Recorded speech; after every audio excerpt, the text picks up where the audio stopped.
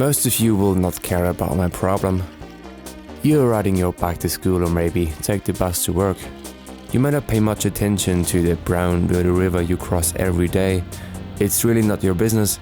But there are other guys too, brave sailors seeking for new adventures every day. You may not understand how boaters can fall in love so intimate with the river. People don't have to understand. This river is our home for summer, our after-work beer, and our big boys' playground. We really spend much time driving to the same anchorage every day, and the boats tend to make waves. Depending on the type of boat, the size can vary quite a bit. Big boats make big waves when traveling fast.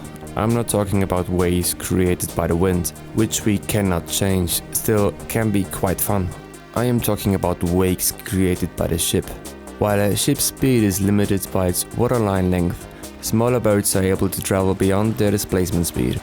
A planing hull is designed so that it produces positive dynamic pressure or lift, hence it surfs on its own bowwake and decreases its draft with speed.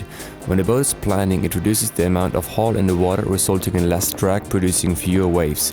With less than 2 knots I am hardly moving forward. Going fast would increase the economy and lower the frequency of the wave, making it less aggressive.